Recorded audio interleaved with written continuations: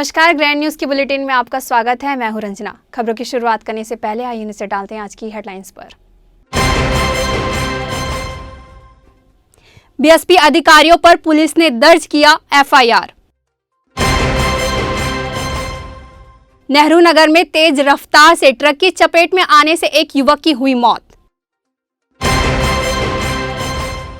शिवनाथ नदी में डूबे कार को खोज निकालने वाले मछुआरों का हुआ सम्मान। ग्रैंड न्यूज में अब खबरें विस्तार से। बीएसपी प्रबंधन की करतूत ने हिंदुओं की धार्मिक आस्थाओं को ठेस पहुंचाया है। मामला भिलाई के सेक्टर 8 ग्राउंड में कई सालों से चबूतरा बनाकर भगवान शिव और हनुमान जी की लोग पूजा करते थे, जहां बीएसपी के आला अधिकारियों ने अवैध कब्जा बताकर उसे तोड़ दिया, जिसका वीडियो भी वायरल हो चुका है। जब हिंदू संगठन द्वारा उग्र प्रदर्शन किया गया, तब बीएसपी के अधिकारियों पर पुलिस प्रशासन ने एफआईआर दर्ज किया। दरअसल मामला 16 जुलाई सेक्टर 8 पेट्रोल पंप के पीछे बने शिव हनुमान मंदिर में तोड़फोड़ की है। स्थानीय लोग नीम व पीपल पेड़ के नीचे प्रतिमा स्थापित कर पूजा अर्चना करते थे। उस स्थान को बीएसपी के तोड़फोड़ विभाग ने अवैध कब्जा बताते हुए तोड़ दिया। घटना का वीडियो भी सामने आया, जिसमें बीएसपी कर्मी चबूतरा तोड़ते दिखाई दे रहे हैं। इस घटना के बाद शहर के हिंदूवादी संगठनों में उबाल देखने को मिला। इस मामले में पुलिस ने पहले तो अपराध दर्ज नहीं किया, क्योंकि बीएसपी इन्फोर्समेंट विभाग के कर्मी मंदिर तोड़ने की बात मान ही नहीं रहे थे। लेकिन जब इनका वीडियो सामने आया तो बीएसपी कर्मियों के खिलाफ जांच शुरू हुई। बुधवार देर रात इस मामले में भिलाई नगर पुलिस ने धारा 295 के तहत अपराध दर्ज किया, जो कोई किसी उपासना के स्थान को या व्यक्तियों के किसी वर्ग द्वारा पवित्र मानी गई किसी वस्तु को नष्ट, नुकसानग्रस्त या अपवित्र करता है, किसी वर्ग के धर्म या धार्मिक स्थान को अपमानित किया जाता है, पवित्र व पूजा पाठ वाले स्थल को नुकसान पहुंचाता है, तो ऐसे मामलों में धारा 295 के तहत अपराध दर्ज किया जाता है।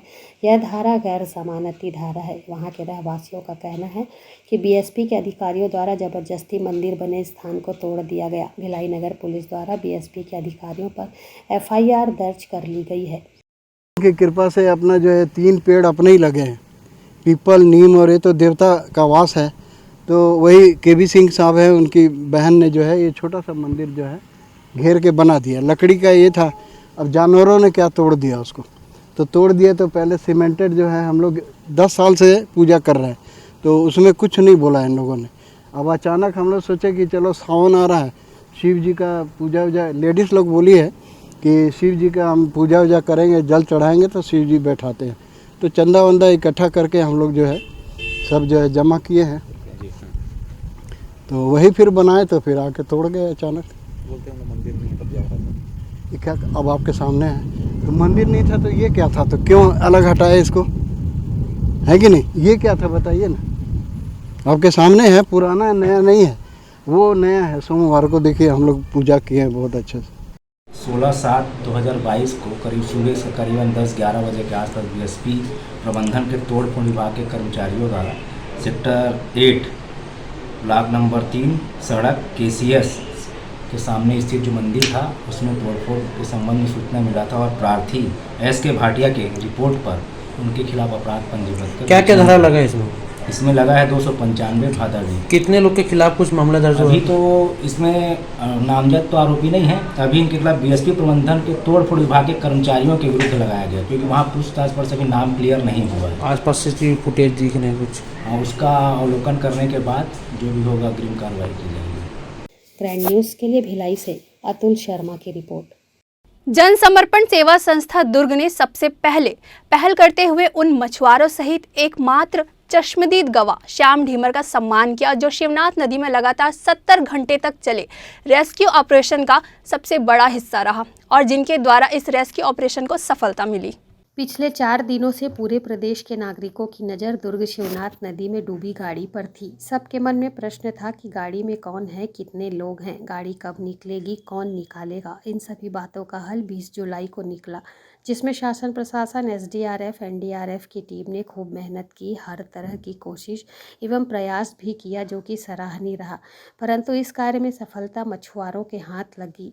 ये मछुआरे हमारे वो सहयोगी हैं जो नवरात्र, गणेश एवं अन्य पर्वों पर पूरे जिले में स्थापित माताजी, गणेश जी एवं अन्य विशाल बड़ी बड़ी मूर्तियों का विसर्जन कराने में अपना योगदान देते हैं, जिससे मूर्ति विसर्जन में किसी प्रकार की कोई असुविधा नहीं होती। इसके साथ साथ बिना किसी प्रचार के कभी कभी नदी में गिरे लोगों की मदद करके उनको सुरक्षित बाहर भी निकालते हैं।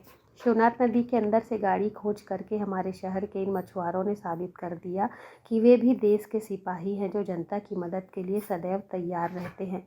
जन समर्पण सेवा संस्था के अध्यक्ष योगेंद्र शर्मा बंटी ने बताया कि 4 दिन से शासन प्रशासन स्तर पर शिवनाथ नदी में डूबी गाड़ी को निकालने के लिए हर संभव प्रयास किए जा रहे थे। इस प्रयास के बीच शहर के मछुआरों द्वारा बस कुछ ही देरी में जाल फेंककर गाड़ी का पता भी लगाया गया एवं गाड़ी को बाहर निकालने में अपना महत्वपूर्ण योगदान भी दिया गया।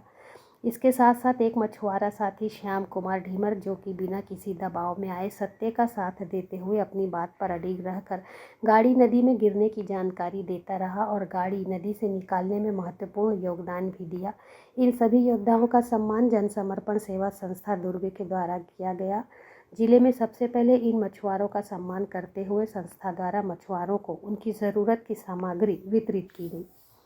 जन समर्पण सेवा संस्था दुर्ग, जिसका एकमात्र उद्देश्य मानव सेवा है, इसी मानव सेवा के उद्देश्य को आगे बढ़ाते हुए आज हमने दुर्ग शहर में एक नई पहल का प्रारंभ किया है, जिसमें पिछले 4 दिनों से पूरे छत्तीसगढ़ का सबसे बड़ा रेस्क्यू ऑपरेशन जो बन चुका था, शिवनाथ नदी में अंदर जो कार पिछले 4 दिन पहले घुसी थी, उसको बाहर निकालने में शासन प्रशासन का योगदान देने में सबसे बड़ी भूमिका निभाने वाले मछुआरे भाइयों का आज सम्मान जन समर्पण सेवा संस्था ने किया है, जिसमें जन समर्पण सेवा संस्था ने सभी मछुआरे भाइयों को किसान गमछा उड़ा करके उनकी जरूरत की बंजाइन और उनकी सबसे जरूरत की सामग्री जो कि इस पूरे रेस्क्यू ऑपरेशन में सबसे भूमिका मुख्य निभाई है, वो है जाल। वह जाल का सम्मान स्वरूप आज भेंट जन समर्पण सेवा संस्था द्वारा किया गया। इसके साथ साथ जो श्याम कुमार ढीमर जिसने इस पूरे रेस्क्यू ऑपरेशन का चश्मदीद गवाह था, उसको प्रतीक चिन्ह मोमेंटो और पुष्पगुच्छ देकर सम्मान किया गया है। संस्था का मुख्य उद्देश्य मानव सेवा और मानव सेवा का कार्य कर रहे लोगों को जनता तक पहुंचाना है। हम आप सभी से आग्रह करते हैं कि ऐसे शूरवीरों का, ऐसे शहरवासियों का जो इस ऐसे सेवा कार्य करते हैं, उनका सम्मान करें ताकि उनको प्रेरणा मिले और उनका प्रोत्साहन जगे। पहली बार शिवनाथ नदी में ऐसे तो बहुत सारे घटना घटते रहते हैं, लेकिन पहली बार जन समर्पण सेवा संस्था ने बिना किसी क्या बोलते हैं ऐसे अपने स्वेच्छा से हम लोगों को पूरा मछुआरे जितने भी हैं भाइयों को आज हमको सम्मान दिया है, गमछा दिया है और जाल भी दिए हैं और एक शील्ड भी दिए हैं अपने तरफ से। और आपको इससे खुशी मिल रही है ना? बहुत खुशी मिल रहा है। पहली बार हमको सम्मानित किया गया है। ग्रैंड न्यूज़ के लिए दुर्ग से वीना दुबे की रिपोर्ट। भिलाई नेहरू नगर चौक पर शुक्रवार की दोपहर बड़ा हादसा हो गया, जहां एक एक्टिवा सवार युवक तेज रफ्तार से ट्रक की चपेट में आ गया, जिससे युवक की मौके पर ही मौत हो गई। सूचना मिलने पर पुलिस ने फौरन शव को पोस्टमार्टम के लिए भेज दिया। सुपेला पुलिस ने बताया कि मृतक की पहचान बोरसी निवासी कल्याण के रूप में हुई है। कल्याण अपनी एक्टिवा से सूर्या विहार की ओर जा रहा था। इसी दौरान नेहरू नगर चौक में वो ट्रक की चपेट में आ गया। बताया जा रहा है कि हादसा रेड सिग्नल क्रॉस करने के चक्कर में हुआ। इस दौरान ट्रक ने एक्टिवा सवार को चपेट में ले लिया। हादसे के बाद मौके पर काफी भीड़ जमा हो गई। हादसे के बाद युवक का शव 2 टुकड़ों में बट गया। पुलिस को शव समेटने में काफी दिक्कत हुई। बहरहाल पुलिस ने ट्रक को जब्त कर चालक के खिलाफ अपराध दर्ज किया है। दिनांक 22/7/2022 को प्रार्थी विक्की यादव थाना उपस्थित होकर रिपोर्ट दर्ज कराया कि वह अपने साथी कल्याण साहू के साथ रिसाली से स्मृति नगर जा रहा था। ओवरब्रिज नेहरू नगर चौक क्रॉसिंग पास क्रॉस करते समय दुर्ग राजनाव गांव तरफ से ट्रक वाहन क्रमांक MP 04 HE 4454 का चालक अपने वाहन को तेजी एवं लापरवाही पूर्वक चलाते लाकर एक्टिवा को ठोकर मारकर एक्सीडेंट कर दिया, जिससे कल्याण साहू ट्रक के नीचे पीछे चक्का मार के दबकर मौत हो गया है। रिपोर्ट पर अपराध पंजीबद्ध किया गया है, कार्रवाई की जा रही है। प्रदेश कांग्रेस कमेटी के आह्वान पर जिला कांग्रेस कमेटी दुर्ग शहर ग्रामीण एवं भिलाई शहर के संयुक्त तत्वाधान में 1 दिवसीय प्रदर्शन शुक्रवार को हिंदी भवन गांधी प्रतिमा के पास आयोजित किया गया, जिसमें कांग्रेस के वरिष्ठ जनों ने अपनी मौजूदगी दर्ज कराई। केंद्र सरकार की नीतियों के विरोध में कांग्रेस पार्टी के द्वारा एक दिवसीय धरना प्रदर्शन का आयोजन शुक्रवार को किया गया। धरना प्रदर्शन को लेकर कांग्रेस के वरिष्ठ नेताओं ने बताया कि केंद्र की मोदी सरकार की तानाशाही नीति और चुनी हुई अन्य दलों की सरकार को सत्ता से बेदखल करने की नीयत से जिस प्रकार कांग्रेस के शीर्ष नेतृत्व पर दबाव डालने, परेशान करने, ईडी, आयकर, सीबीआई का मनमाना दुरुपयोग केंद्र की भाजपा सरकार द्वारा किया जा रहा है, इसके विरोध में यह धरना प्रदर्शन किया जा रहा है। इस धरना प्रदर्शन में अन्य पिछड़ा वर्ग आयोग सदस्य RN वर्मा, राज्य मंत्री दर्जा प्राप्त जिला कांग्रेस कमेटी के अध्यक्ष गया पटेल, मंत्री राजेंद्र साहू, इरफान खान, ग्रामीण अध्यक्ष निर्मल कोसरे, भिलाई शहर अध्यक्ष मुकेश चंद्राकर, महापौर धीरज बाकलीवाल, जिला पंचायत अध्यक्ष शालिनी यादव, जनपद अध्यक्ष सहित कांग्रेसी कार्यकर्ता व पदाधिकारी बड़ी संख्या में मौजूद रहे। जिला कांग्रेस कमेटी के द्वारा प्रदेश कांग्रेस कमेटी के आह्वान पर एक दिवसीय धरना प्रदर्शन ईडी, आईटी, सीबीआई, DRI इनके खिलाफ जो केंद्र सरकार के द्वारा इनका दुरुपयोग किया जा रहा है, इसके विरोध में हम लोग आंदोलन कर रहे हैं। भारतीय जनता पार्टी सरकार में आने से पहले 15 लाख देने का वादा, 2 करोड़ युवाओं को रोजगार देने का वादा, नोटबंदी में, GST लागू करने में, आपके महंगाई दूर करने में, महिलाओं को सुरक्षा देने में, किसानों की आय दोगुनी करने में, सभी मामलों में विफल रही है। उसके बाद भारतीय जनता पार्टी और उनके साथियों के द्वारा धर्म के नाम पर, जाति के नाम पर, भाई को भाई के लड़ाने के नाम पर राजनीति करते आई है, उसमें भी विफल हो गई। तब भारतीय जनता पार्टी जो सत्ता की भूखे है, जहां वो हारी है विधानसभा चुनाव, वहां के विधायकों को, वहां के नेताओं को ईडी के द्वारा, DRI के द्वारा, CBI के द्वारा, IT के द्वारा रेड कर जबरदस्ती परेशान कर रही है। देखिए, सबसे बड़ी बात यह है कि जो भी अभी भारत में चल रहा है, विपक्ष को किसी भी स्तर पे जो दबाने की कुरीति जो है, जो भारतीय जनता पार्टी द्वारा जो चल रही है, मोदी और शाह द्वारा जो चल रही है, इसका विरोध करना बहुत ज़रूरी है।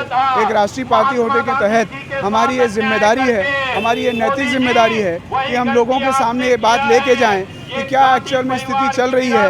अगर आप विपक्ष में हैं, अगर आप किसी का विरोध करते हैं, तो ईडी, IT, CBI द्वारा आप उसको परेशान करें, आप उसको डराएं, धमकाएं और अपने राजनीतिक हित साधें। ये किसी भी तरीके के स्वस्थ लोकतंत्र के लिए ठीक नहीं है। और हम कांग्रेस पार्टी ये लड़ाई सिर्फ सोनिया गांधी जी के लिए नहीं लड़ रहे हैं, ये भारत के लोकतंत्र को बचाने के लिए लड़ रहे हैं। ये लड़ाई आम जन के लिए है कि आज हमारे साथ हो रहा है, कल किसी और के साथ भी हो सकता है। तो ये लड़ाई इसलिए है और इसको हम अंतिम सांस तक अपनी जारी रखेंगे। सब लोग ईडी के खिलाफ धरना प्रदर्शन कर रहे हैं। आप सब जानते हैं, कल हमारा 21 तारीख को ईडी के घेराव में हम लोग सब रायपुर गए थे।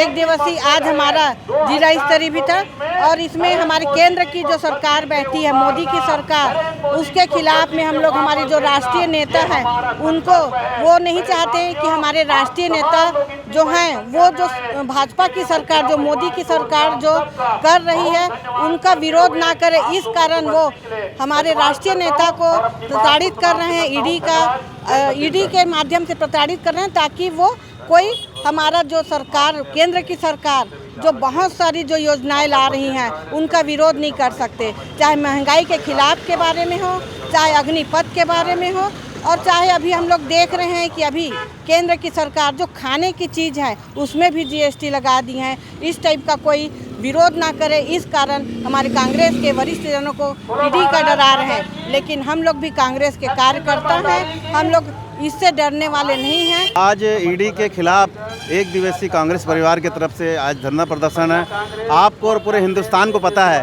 कि ईडी जो प्राइवेट एजेंसी के रूप में काम कर रही है, भाजपा के एक कठपुतली बन गई है कि वह लगातार जो है हमारे देश के शीर्ष नेता, पहले राहुल गांधी जी के साथ पूछताछ की 5 दिन तक, अब हमारी देश के अध्यक्ष आदरणीय श्रीमती सोनिया गांधी जी के साथ पूछताछ कर रही है। उस सोनिया गांधी के खिलाफ वो पूछताछ कर रही है जिन्होंने प्रधानमंत्री पद तक को त्याग कर दिया, और एक सिख समाज के जो हमारे प्रधानमंत्री जी बनाया गया मनमोहन सिंह जी को, वो उसके खिलाफ कर रही है जो हमारे गांधी परिवार की है, जिनके पैर ठोकरों के तले अरबों और खरबों रुपए, अगर एक आह्वान कर देगा अरबों रुपए उनके लिए लुटा दे देशवासी। आज पूरा देश, पूरा कांग्रेस परिवार नहीं, पूरा देश सोनिया गांधी जी के साथ खड़ा है और बड़े मजबूती के साथ खड़ा है। ये लोग जो इतना अत्याचार कर रहे हैं कांग्रेस परिवार के ऊपर, कांग्रेस पार्टियों के ऊपर, आप देख लीजिए जहाँ जहाँ कांग्रेस की सरकार है, जहाँ जहाँ अन्य दूसरे भाजपा छोड़ के और अन्य शासक की परिवार पार्टी है, वहाँ वहाँ ईडी के जो ये लोग रेड मरवा रहे, इनकी अगर दम है, इनके ऊपर का ताकत है। आज अमित शाह के बेटे को देखो 50,000 करोड़ का मालिक है, कहाँ से आया उनके पास पैसा? कौन सा ऐसा उद्योग है उनके पास? अगर ईडी की कार्रवाई करना है तो उन पे करवाएं। ग्रैंड न्यूज़ के लिए दुर्ग से वीना दुबे की रिपोर्ट। वक्त है एक छोटे से ब्रेक का। खबरें और भी हैं, बने रहिए ग्रैंड न्यूज़ के साथ।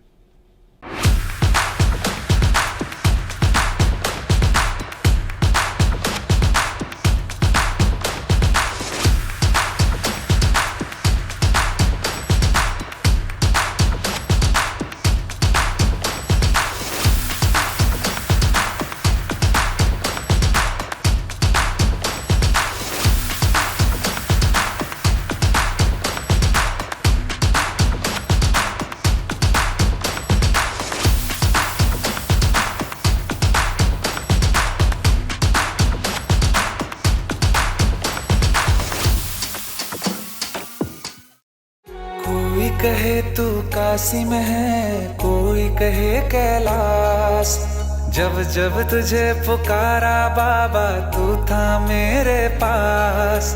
तेरे बल से मैं बलवान, बाबा तू मेरा भगवान, तेरे चरणों में ही रहना जब तक मेरे तन में प्राण। मेरे बाबा,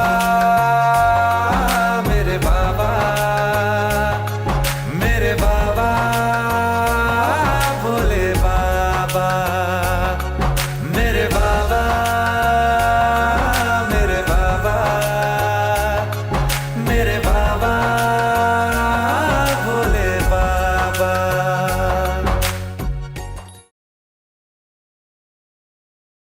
मैं जब अपने बालों को कोम करती थी तो मेरे काफी ज्यादा बाल कोम्बिंग से टूट जाते थे और सीजनल चेंजेस की वजह से डैंड्रफ भी होता था। फैमिली में भी कुछ लोगों को ये प्रॉब्लम थी। तब मुझे मेरी फ्रेंड ने वास्तु गुरुजी हेयर ऑयल सजेस्ट किया, जिसके सिर्फ 2 यूजेस बाद ही मुझे ऐसा लगा जैसे मेरी स्कैल्प क्लीन महसूस हो रही है और सिर्फ 4 वॉशेस बाद ही मेरी हेयर फॉल और डैंड्रफ की प्रॉब्लम ऑलमोस्ट जड़ से खत्म हो गई। और इस ऑयल की सबसे अच्छी बात यह है कि ये होममेड है और उससे भी अच्छी बात यह है कि ये वर्क करता है।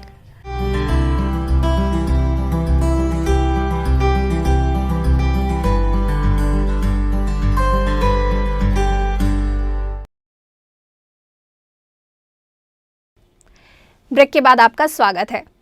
दुर्ग जिले के नवयुक्त सह शिक्षकों ने संयुक्त कलेक्टर के माध्यम से मुख्यमंत्री के नाम ज्ञापन सौंपकर अपनी समस्याओं से उन्हें अवगत कराया।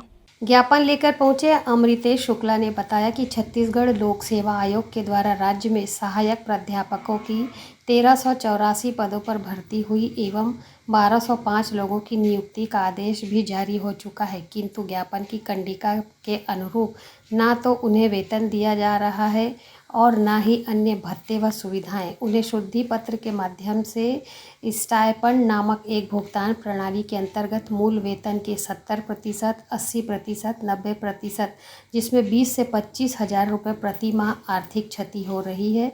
साथ ही विज्ञापन के अनुरूप 2 वर्ष की परिवीक्षा अवधि के स्थान पर 3 वर्ष कर दिया गया है।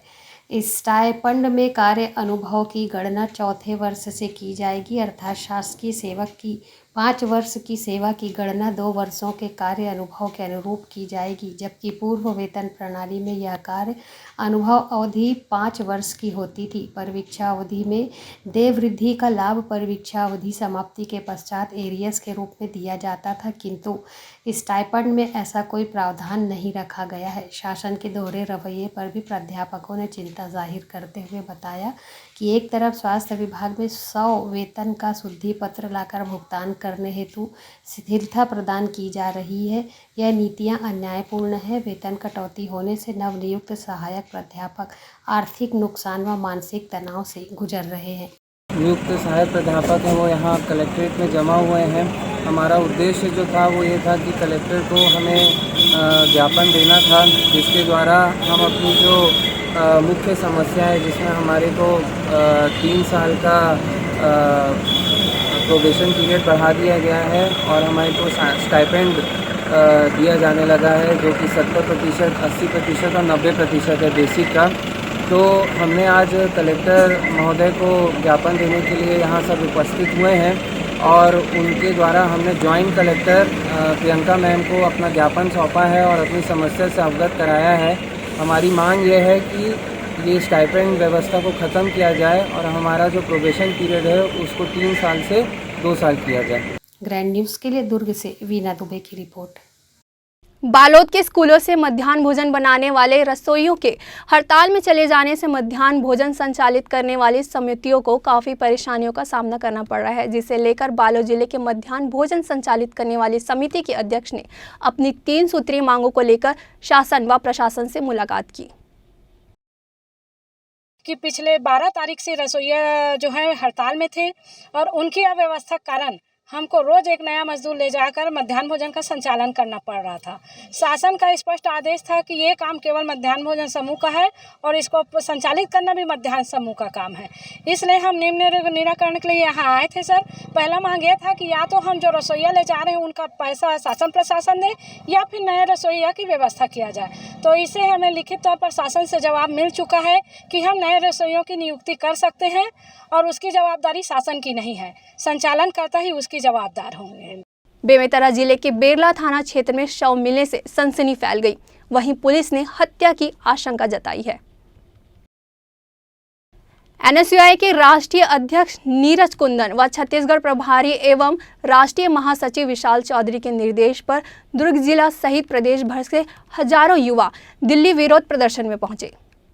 इस दौरान जिस तरह से मोदी सरकार सरकारी एजेंसियों का दुरुपयोग कर लगातार कांग्रेस के शीर्ष नेतृत्व में कार्यवाही के विरोध में एनएसयूआई के विभिन्न राज्यों से आए कार्यकर्ताओं ने दिल्ली में चक्का जाम कर विरोध दर्ज कराया। इस दौरान एनएसयूआई के कार्यकर्ताओं को गिरफ्तार कर शाहदरा पुलिस थाना ले जाया गया। इस पर प्रदेश अध्यक्ष नीरज पांडे ने कहा कि ये तानाशाह मोदी सरकार हमें लाख दबाने का प्रयास करे, लेकिन हमारे विचारों को कभी नहीं दबा पाएगी और हम ऐसी सरकार के खिलाफ सड़क से सदन की लड़ाई लगातार लड़ते रहेंगे। हमारे नेता सोनिया गांधी एवं राहुल गांधी को जिस तरह से नरेंद्र मोदी की सरकार प्रताड़ित करने का प्रयास कर रही है, जिसमें यह कभी सफल नहीं हो पाएंगे। कांग्रेस पार्टी का हर एक सिपाही इनके खिलाफ लड़ाई लड़ते रहेगा। ग्रैंड न्यूज़ के लिए दुर्ग से नवीन दिल्लीवार की रिपोर्ट। ओबीसी महासभा ने अपनी 6 सूत्रीय मांगों को लेकर मुख्यमंत्री के नाम कलेक्टर को ज्ञापन सौंपा।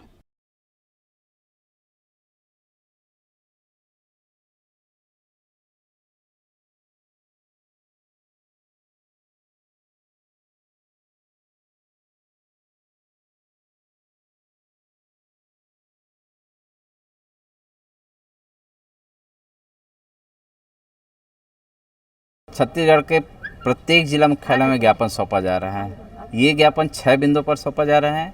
सबसे पहली मांग हमारी यही रहती है कि आज तक आज़ाद भारत में ओबीसी की जातिगत जनगणना नहीं हुई है।